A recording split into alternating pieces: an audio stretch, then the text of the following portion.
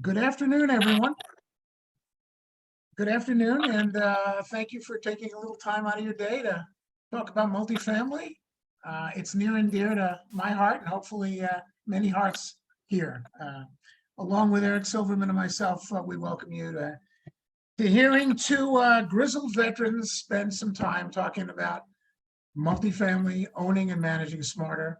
I think that's near and dear to everybody. I do want to say this is being recorded, and why don't we just kind of move over to the next slide if we can? And what I'm going to do is touch on the agenda briefly, and then we'll get going. We're going to have brief introductions by Eric Silverman and myself. We will then get into the presentation where we're covering a number of different topics. We're going to end with takeaways that we feel are important, and then we will go over, take a look at the questions and answers, which you guys are able to put in the chat section of the presentation, and we'll try and answer as many as we can. So with that, I'd like to move over to the next slide and let Eric introduce himself. Take it away. Great. So my name's Eric Silverman. I'm the founder of Eastham Capital. We're a private equity real estate business focused on multifamily, U.S. multifamily. In our 16 years of business, we've acquired 149 properties, about 34,000 units in 20 states. We've sold 95 of those, so we own 54 properties today in 15 states, so we get around. The way we invest, we do joint ventures with great operating partners who manage the properties. And over the years, we've worked with 16 of these groups. We're currently in business owning deals with 12 of them. And we're currently investing from our sixth fund, which is a $400 million fund. We've called 50% of that fund and acquired 27 properties from that fund across a number of states. And that's what we do. We buy and own properties in joint ventures with great operating partners. I'll turn it to Jeff. Thank you, Eric. Eric and I have known each other for a long time. And I will tell you, impressive results, and being a management guy, he's done some great things. So he does know what he's doing, and hopefully we'll have a nice conversation. Briefly, 45 plus years as a management person in the property management industry. I stopped counting, I think, about two years ago or so.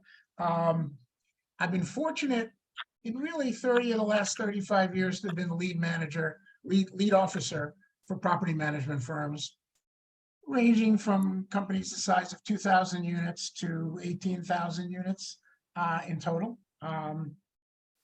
Managed in 25 plus states, 75,000 units probably in my career that I've had to answer for, hence the white hair and gray hair.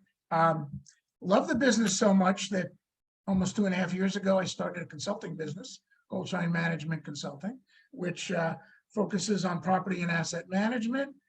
And I also have a very active expert witness practice. And what's interesting about that is all the things I've preached about doing and protecting yourself as a manager for all these 45 plus years has all come around as I'm dealing with it as an expert witness for property management. So free advice today: take care of your risk side, gang. If you do that, I will have saved you money this afternoon. So, okay, with that free tip, Eric, why don't you kick it off? Let's kick it off. So, we've used the word here, attentive ownership and better management and superior management. I think what's great about Eastham Capital is that our joint venture partners like and respect us. At least I hope that's the case. And I think they choose to work with us and we choose them because they're great operators, but we really focus hard not to micromanage what they're doing. We chose to work with them because they're great operators. So micromanaging them is really not going to help the process. That said, we do like helping set up goals and standards of what we expect out of a property. And we certainly collaborate on major items. We always looking at major capital items, taxes, insurance, some of these components that are critical, but we also, want to be available for our joint venture partners who are managing the deals to think through problems that we might face at the property, but not do that in a way where we're, really controlling the conversation, but where we're a partner. So as a management person, that is wonderful to hear. Appreciate you letting management practice their craft. I'll say this to management companies, though. We sometimes I bristle because I hear management companies are commodities. Well, they're a little more specialized than that. And a superior management company creates incredible value. What you need to be able to provide to an owner is the ability to do two different things. One is the day-to-day, which is important as heck, from leasing to collecting rent and upkeep. But the other is being able to exhibit urgency when you need to, creativity when you need to, being flexible. Problem solving is huge because everything you planned for didn't necessarily happen. Also, look at the owner as a major support when you have issues. Be free, be transparent, communicate. They're there to help you with your problems. Don't hide them, bring it to them. How do you do all of this? Last bullet, and we're going to hit that a little later, but you're maximizing the performance of your teams as a management company, and you have your antenna up and you are guiding your marketplace. You're responding to the marketplace. Very important. But again, look at the owner as a major support. Don't run away from it. Great. Go to the next slide. Slide. And talk about choosing management companies. I can tell you that we often meet new JV partners who are our management partners because they present us a potential deal. Now that deal might lead to more deals in the future, but we got to start somewhere. And, what are some of the things that we do and look for in a management company? So we're going to be looking at social media and how that company presents itself to the public through social media. We're going to be doing references on that management company. We know a lot of players in a lot of different markets. It's not too hard to pick up the phone and talk to 3 or 4 different operators in that market. Make sure that the people that we're talking to are well respected in their markets and reference well. And that local representation is really important to us. We've always believed that local market knowledge matters, that a management company really needs to understand its local environment, different ways of working in different markets. Certainly there's management companies that are broad and in many markets, but each of those markets has their own particular ways of working. And it's important for us to, make sure that we're working together when we buy a deal with a partner that really is connected to that local market. And so the way we also, get going is by working together with them to set financial metrics and goals so that we are aligned and we are known we're going in the right direction. So that's kind of how we choose management companies. I can just tell you from the experience of Eastham, we've talked to over 2,000 different potential partners over our 16 years of business. We've invested with 16. So we're very picky on who we work with in management. Yeah, and I would just, first of all, obviously, the person that has successfully selected these companies is the gentleman that just spoke.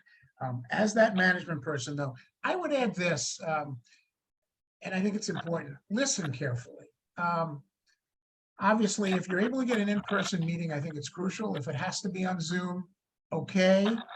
But I think in person kind of has my vote. But here's why. Again, we all have websites and we all have resumes, and we can talk about what we do, and management companies can talk about what they do. You want to be able to hear it from the principals of the company, and not necessarily just the new business type people, but those that run the company, how they view their company, the passion that they may have for the business itself, what their management philosophy is, how they treat people. You want to hear, in essence, you're listening for how the sausage is made. You're not seeing it, but you're listening to it. And you want to know how they're going to approach your particular asset. How are they going to sell that asset? How do they observe it? How do they make it different and distinctive? Every property has a positive point, a selling point. You want to see how they're going to approach it. So you want them to talk the business. And I think that when you hear from them, you're going to walk away hopefully impressed, or I'm not sure. But have a good conversation, and hopefully you'll walk away even more satisfied in your selection. Great. Okay. We'll just move on to the next slide and talk a little bit about communication and expectations that we have. I'm certain that management has expectations as well. Our expectation and our, what we were looking at is we tend to focus on the bigger dollar items, more of the longer term planning. And we really believe that the daily operations are in the hands of the local management. So we really don't, again, like I said, we don't try and micromanage. When we meet with our partners and when we communicate with them, of course, we want to see monthly reports of the financial performance and the leasing performance of the property. But we also like to both have conversations, as Jeff was saying, and also get kind of narrative reports about what's going on in the property. We feel like by getting a written narrative of what's going on in the property, we learn some of the soft components of what's going on with employees, what's going on with the residents, other sorts of components that allow us to really understand where we're moving with the property and how things are going. So that's really, this communication is really important, and that's kind of needs to come from both sides. Yeah, and on the operational side, again, you're starting the year with a budget. When you're starting the year, hopefully with, let me just back up. There's input in putting the budget together with ownership. So you're starting with that budget. You're starting with a capital plan. You're starting with a CapEx plan. You're starting with a plan. And as that great philosopher Mike Tyson said, everybody has a plan, till you get punched in the mouth. I've been punched a lot in almost 50 years of doing this, and you got to be nimble, you got to be creative, you have to be willing to communicate with ownership and come back with solutions. So again, but the owner, look at the owner as a piece that makes that solution even stronger and get supported. So again, sharing and being transparent as we talk about. Eric, you want to just kind of mention that financial piece? Yeah, I think one of the missteps that a lot of owners make is not communicating up front early on when we believe that it's time to begin refinancing or selling the property. And there's a lot of steps that we know go into putting the property in the best place for either a refinancing or a sale. And it's important for us to communicate that. Now, we do that in conversation with our partners, but my emphasis here would be it's important to do that early and not later, because that's the kind of surprise that can sidetrack management's ability to provide the greatest value in the property. So just Excellent. Being upfront and being in advance, talking about those things for sale and refinance are really critical. That's great. I just want and I just want to add one more bullet again on the problem solving. Again, great management companies. Hey, there's a problem. There's a situation. Here's how we want to handle it. Here's a couple of options. We prefer this one. Mr. Owner, Ms. Owner, does this make sense to you? Again, providing, not dumping problems, but providing solutions. And there are solutions and there are options. So again, having that owner feel good about it, that's why they're hiring you. So just wanted to add that in, and we can. So on, Eric. we thought we'd get into a little more details about kind of what's going on in the management side of the world today. And as we've titled this slide, there's really an explosion of choices in prop tech. A little bit of history between Jeff and me. For back in the 90s, I was running what is now considered a prop tech company, a background check company called Rent Grow. Later on, we sold that to Yardi. And Jeff was managing the portfolio for a company out of Bethesda, Maryland called CapREIT. And so we go way back in the interaction between management and prop tech. And so Jeff's going to step us through here a little bit of, kind of the ideas of what's going on in prop tech and why it's critical to management today. Yeah, thanks. And we're going to go, I mean, we're going to stay at 50 to 100,000 feet, obviously. But I think important to bring up that right now, and again, I threw a definition out there on the slide. And frankly, if we really wanted to get any deeper into this, we'd be spending 45 minutes just talking about the definition of prop tech. So as far as we go, we're talking about new products on the market, new technology products on the market that are going to help you as managers, owners get the benefit, do your job better, do the tasks better. What's happening with this prop tech is also really, it's a process look. It's companies looking at their process, how do we be more efficient? And what I'd like to just share here is just quickly, no matter what size company you are, and you can be 100,000 units, or you can be 400 units, or you can have one property. I think you should have an internal prop tech committee. And again, if you're larger, it's more disciplines around the table. But what it's about is evaluating your processes and where you can benefit from looking at some new products. And by prioritizing those processes, you can see which ones do we have to attack first, second, third, and fourth. And then you're into the types of product. Again, greater efficiency, better customer satisfaction and experience, and better actionable data for decision-making is all what I think you want to get to with any kind of a new product. So I want to just leave you with that. If we go to the next slide, please. So quickly, we chose to throw up there for you guys just, a CRM program. Obviously, CRM program tied with your leasing program, which is your revenue generator, is extremely important. I can tell you, never in the history of our business are we in a better place to actually manage the leasing process from beginning to end. And so in this case, again, a CRM program and some bullets to think about. These are all questions. And I think at the end of the day, when we are in the business of picking technical products, we're not necessarily going to know how it works underneath that hood. So again, you have a property management software company, make sure that it's going to integrate easy. There are different products and services that are offered from all the different products. You're going to see what works best for your business.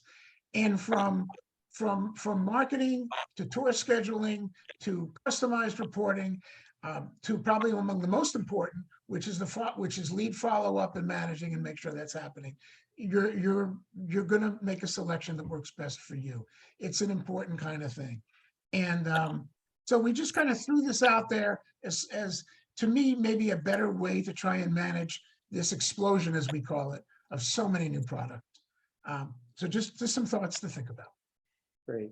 So let's move a little bit out of technology and more to people. And I just want to, I know Jeff mentioned earlier, but if the audience has questions, if you could add those to the chat box. We're going to keep going with the presentation, but we will follow up with the questions and answers at the end. Just you can type your questions into the chat box. So, on-site staff is really critical. It may be the most important job of the management company. And, our belief is that, having that right staff, having that operator that is local to the market, knows a lot of people, knows a lot of, people that have worked in the business in that market, and is working to hire, train, maintain the right personnel on property is really going to make a difference in the performance of the property. And so, we also believe strongly that this is management's responsibility. And so I turn it to Jeff to talk a little more about it, but having that right people mindset is critical. Thanks, Eric. And Matt, I just saw your message, and yes, we are recording the session. So just wanted to let you know that. A couple of comments here. And in the title, kind of through personality assessment testing as something that's important. A couple of side comments to what's already up there. And obviously we know we need the right people. The people first philosophy used by many companies. And frankly, again, everything we talk about is meaningless if you're not implementing and executing at the highest level and having a customer experience that's beyond any rating you can get. But a couple of quick comments. Number one, and I say this to owners, take spend the extra couple bucks, and there are personality assessment tests that or competency or success predictors. They can be expensive or they can be inexpensive. It's worth that extra step to get to know about the person you're putting in there. You're hiring, we talk about people are assets. Well, they are, and you're hiring an asset. As much as you can learn about somebody and how best to manage them and how well do they function is huge. But I would say to an owner, don't skimp on the dollar. We're managing budgets, we're managing multi-million-dollar assets. And we try to have a matrix, a salary grid on people that we hire so we don't throw a budget off. If you find somebody special, they're worth a little more, go make that reach. That a little more could be higher customer satisfaction ratings. It could be one more rental. So, don't be afraid on that. The other thing I want to say is to all companies and for everybody on the phone today, and there's different levels of people and stuff, but don't be afraid to push your HR department. You got to move quickly. It's not just a task that a management company does. Is you don't check the box. I gotta find a groundsman. It's important, and if you don't move quickly, you may find somebody special, but the process is slow. You're going to end up losing that person. So go for that. The other thing is, again, no matter how big or small a company is, the training, the development, that how you work with your people to grow them is crucial. So no matter what size company you are, you can still do that. So just want to add those two things because I think they're very important in the whole issue of how you hire, recruit, get the best people, and keep them. Great. Eric? Let's move to the next portion. Next two slides, we're going to discuss revenue management systems. This is a product type, the supporting management, supporting property operations. It's come a long way in the last 25 years or more. It's not a panacea for making right decisions. Revenue management systems need to be tuned for whether it's a lease up of a newer property, maintaining a stabilized property. Different kinds of markets are critical. And there's a lot of reasons to be skeptical, but we're gonna give some some feedback. Jeff's gonna kind of take us through some feedback on pros and cons for property management revenue. Thanks, Eric. And this is started in the early 2000s, I think, is kind of when revenue management products started coming around, and I actually was kind of an early proponent of it. But I think just this section and these next two slides are really about kind of what we've been talking about all day. We're posing thoughts, questions, things to think about. We are in a very large industry, and yes, there's a lot of people that use revenue management, but there are a lot that don't. And just wanted to kind of give some pros, and we'll call it cons, but I'm going to call it not really cons, but really concerns and things to think about. Just on the pro side, again, there are there are a number of products. You're getting something that, if we remember, in the old world, you simply sat down and you figured out what your rent should be. You looked at what your availability was, how many one bedroom types you had, where are your most units, and you priced accordingly, and you did some amenity pricing. Well, we're now in a highly technical world where you have the comfort if you're an owner, of knowing that on a daily basis, there's a lot going on that's going to be pricing your units based on when they're available, unit types, amenity pricing is put in there. I guess dynamic pricing is a term that's used. But the discipline is you're going to have pricing on a daily basis based on a number of key situations. Not only leasing renewals and notices, but also very much the supply and demand nature, which is my third bullet, our third bullet. You're going to have weekly pricing calls with pricing specialists that are going to help you. The pros are you're having them. You need to be prepared for them. If not, it's a waste of time. But your community folks are going to be doing their homework, and you'll get the benefit of that. Kind of getting a sense of what's working, what's not working, how your renewal's doing, that kind of thing. Supply demand we talked about is crucial, and that's a major part of these revenue management systems, just as equally important, or some will tell you more important than what's going on in the market. You're getting efficient data, you're getting accurate data. There's a lot going into. I think the databases are huge. They are aggregate databases. You're not knowing exactly what Fred Smith is doing across the street, but you know what 20,000 units may be doing in your neighborhood. And so those are the pros. And also just one pro I'd add is it's an accepted way that lenders look at how pricing is happening. So that's the pros. So if we switch to this, and again, I'm going to call it concerns, things to think about. You may not be a proponent or using revenue management now, and you may choose to use one. It's okay to ask a whole lot of questions. Some observations from Eric and I, who we've been around since the beginning and we've watched it work. Leasing teams losing connectivity to the market. Basically, your leasing teams have to be connected to what goes on, looking at the product, looking at your top 10 competitions, going out and seeing it, understanding the pricing differences between your product and the market. You could suffer with the amount of data that's flowing through your resident management systems that your folks aren't getting out and they're not as connected as they used to be. And they may not be doing phone call-ins. Just something to look at, and you can manage that. Reliance on weekly pricing calls. The pricing calls are great if the homework is done. If it's not done, generally speaking, the pricing calls are moving quickly. There are a lot of properties on the phone, and the pricing person is doing their best to get through to everybody. So just pay attention and make sure everybody's doing their homework. A question to ask on overriding the system is simply, hey, I don't want to mess the system up. That's why I'm using you. Is it okay to override? You'll get different percentages from different revenue management companies as to, is it okay? I mean, generally it is okay, a certain percentage, but I'll let them tell you what's a right or wrong percentage. Question is simply the next bullet on when you're doing rehabs and you're doing a value add strategy, you want to make sure that the system is going to work well as far as getting that best pricing you can for your rehab units. Some rehabs are done strong. You may clear your property out. There's a consistent, number of units being delivered, and all of that works well. When the units are going to be ready. In certain cases, it may be a little more scattershot, and you just want to understand that if we do use this for the rehab product, that we are getting the benefit of what the system is supposed to do.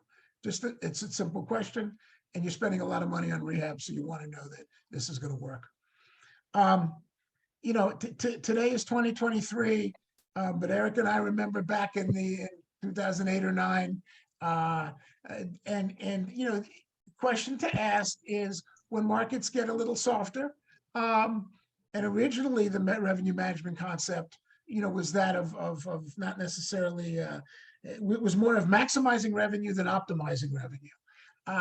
You want to understand, and we're going through cycles now where it's a little more challenging on the income side. You want to understand just how the system works in relation to that.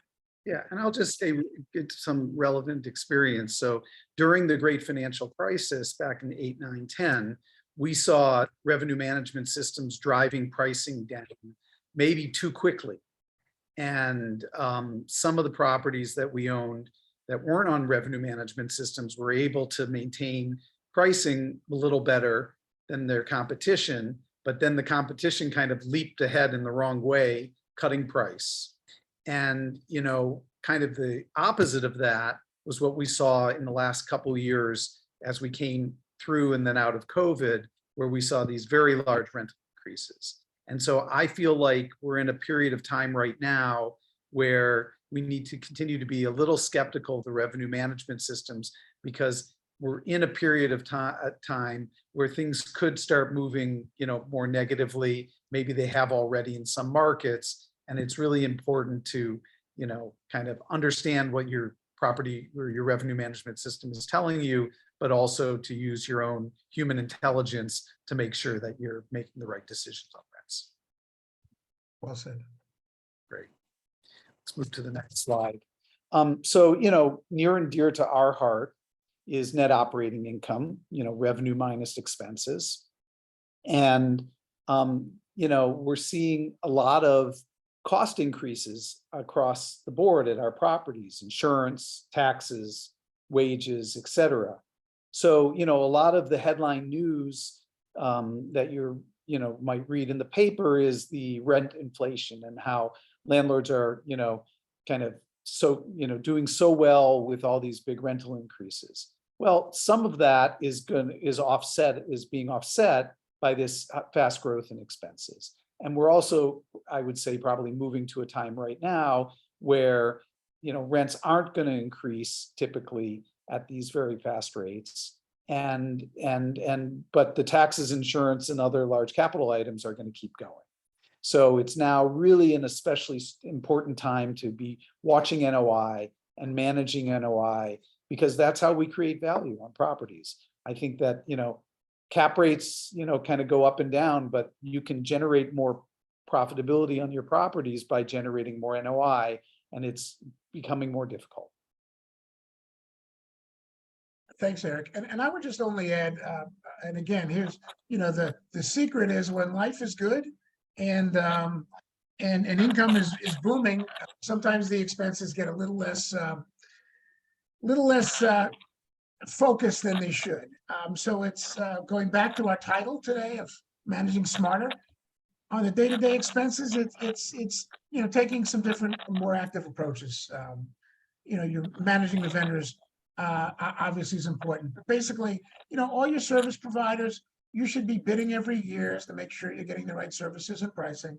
Sometimes that slips. Now more than ever, you need to be bidding. You may have your preferred vendors and strong relationships over the years, but again, you owe it to the ownership to make sure you're looking and getting the best pricing that you can that matches the value. Your processes. There are many processes you do on site that are either done with an outside contractor or done in-house. I think you need to kind of take that step back and challenge that for a minute. It may be more efficiency than you think. Maybe whether it's contract cleaning there's a number of different things, but I think you also need to look at the scope and frequency of your contracts. So again, whether it's trash, whether it's how many days are you, how many pickups do you have a week? What's the scope in your landscape plan? And just, you need to say, what do we really need to do? Not sacrificing quality, but are there some smarter ways we can do it? Because balancing the quality, the price, and value is what you need to be doing. Cutting too much and losing the value and the curb appeal is not what you want to do. And Eric, you can say the last thing because you're the owner. So that those three words there, sharpening pencils smartly. That's good for an owner, and they want to know that. But seriously, I think you will find some things you can do that you didn't realize. So you need to take a look at it. All right, and we're getting close to wrapping up. Before that, I just want to share with you that from the Eastham Capital perspective, we are really looking for property managers with skin in the game. We like that vertically managed structure where there's owner managers, and we believe it aligns financial interests between the owners and the managers. So that's what we're looking for. And, Jeff has spent a lot of time in that world, but also in the third-party management world. And so, Jeff, why don't you kind of push back to me as it relates to skin in the game with financial interests, because that's pretty common statement for some owners, not all, but some. So for the management folks for the fee management folks on the phone today, that's a call to arms. I would say to Eric that, if you came out of the self-managed world, it's kind of like a water cooler mentality. You can say, hi, owner, by the way, X, Y, and Z, and keep moving. And maybe you didn't meet on your financials that month, and that's okay. You have a captive owner, you're working for the same company, life's pretty good. Well, if you're a fee manager, you're hustling. You think your sleeves are rolled up better than that guy that's comfortable or lady that's comfortable working in a self-management concept.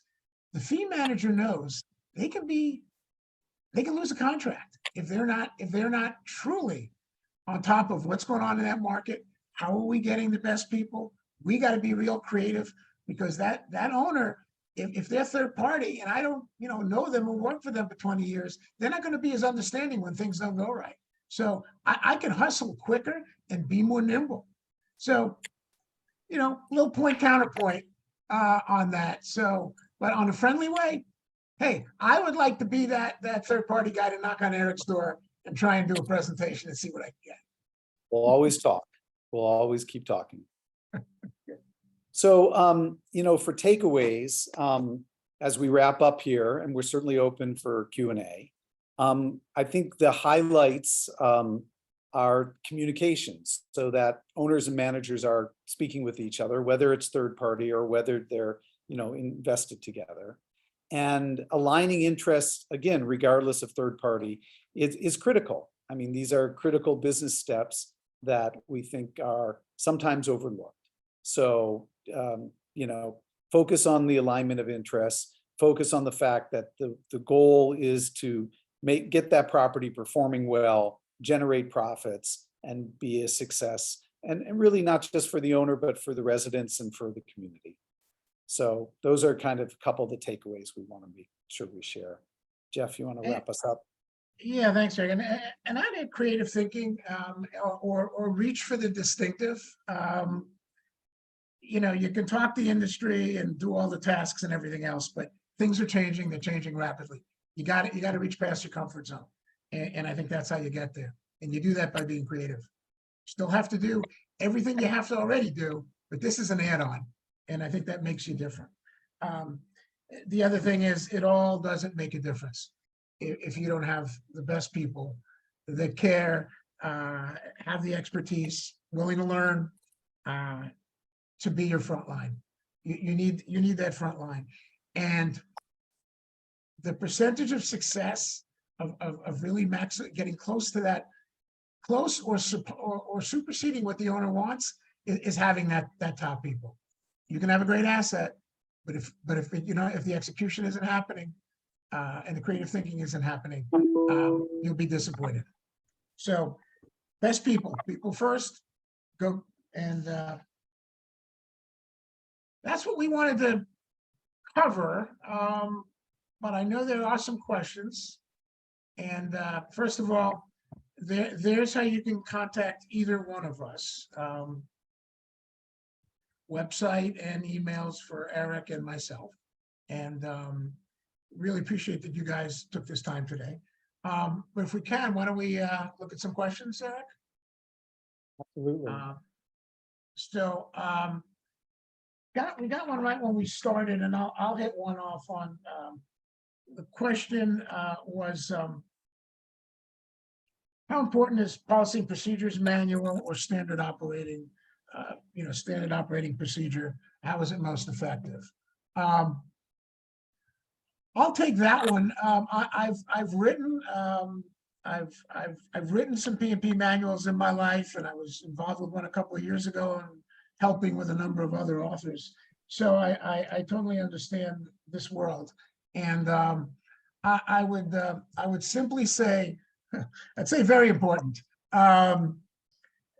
P&P manuals have changed. They used to be 300 pages that gathered dust in the back of on the back of a bookcase somewhere. Now they're online. Now you can pop in your keywords and you'll get to the policy. But big picture, you're hiring a lot of people all the time. Turnover in many positions are great. So there's constantly a reshuffling of people representing and doing your business. There's a lot of rules and regs in our business. There's a lot of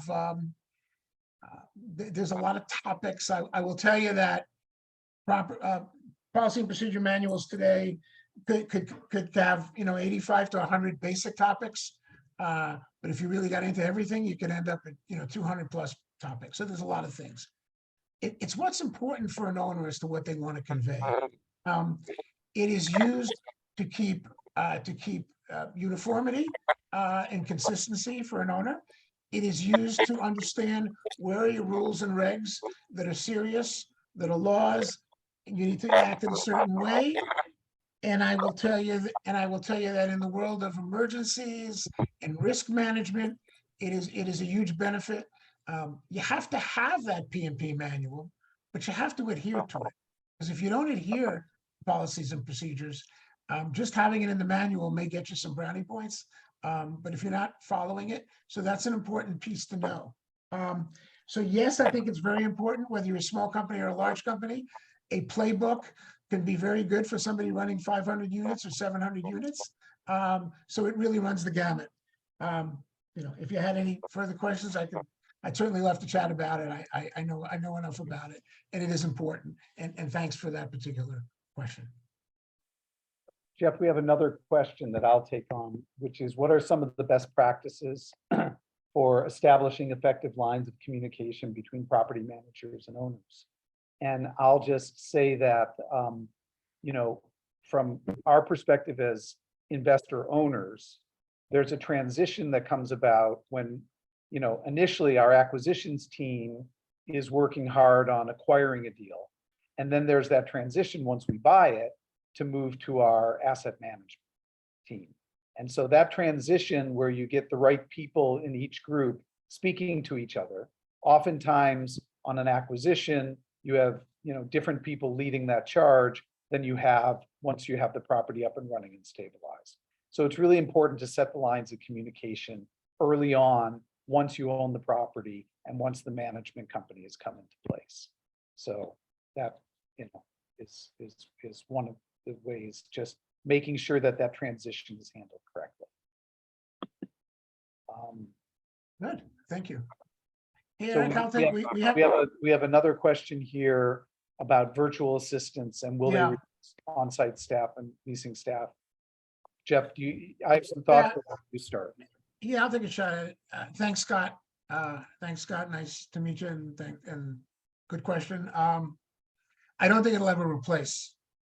With all these new products, and obviously there's so much we didn't cover today, from AI and BI and when virtual leasing started to happen, and then COVID came, and virtual leasing in many places became sight unseen leasing and all of that.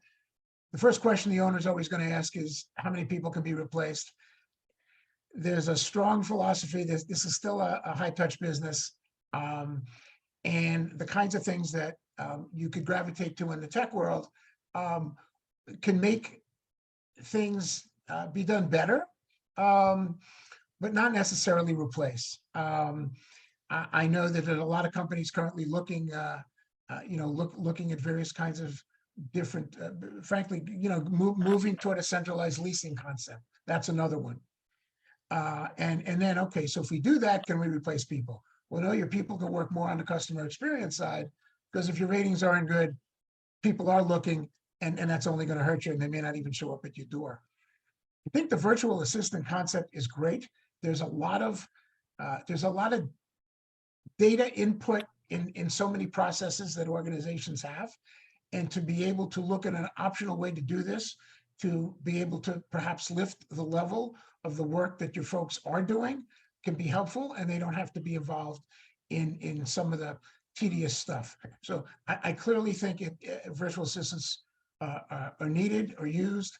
I don't think they're going to be replacing people, but I think they're going to be able to give your people more time. And I would just to add that evaluate. I think it's continuing the trend where the people that would be typically focusing 100% of their energy on leasing administration, as they adopt more virtual assistants or even just, online leasing without humans involved, those same staff and those people can be more involved in community, what's going on in the community, and be more involved in, marketing and getting out of the office. So there's a variety of things that the people on site can do. And I think historically, the leasing agent was kind of stuck to her desk, and the manager was kind of stuck, largely focusing on rent collection. The leasing agent largely focused on leasing units. And there's so many other things that can happen in a management office of a property, especially a larger property. So I think that these technologies that come along can be helpful, but I'm not sure that they're replacing people. They're just changing their roles. I agree with you. It's more efficiency. It's more efficiency and the ability to do more of what's really going to make a difference on the customer experience side, and still get the data done. I do know I know of a small company right now that I'm familiar with that are using virtual assistants on a number of different tasks, and I think the beginning feedback is it's working well, and it works.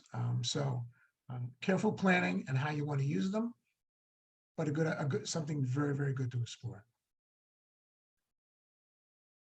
Eric, is that question? I feel like we've covered a lot of territory. We kept this at a pretty high level. Didn't dig too deeply into, specific property management revenue services. We tried to keep it at a high level, but then try and give people kind of the flavor for why we feel the way we do about different tasks. So I really enjoyed it, and I think we wrap up here. Yeah, I think we're good. I think, again, echo everything Eric said. Thank you for your time today. Certainly feel free to reach out to us. We're around. I really appreciate you taking some valuable time out of your day. Hope it's beneficial. Thank you, everybody.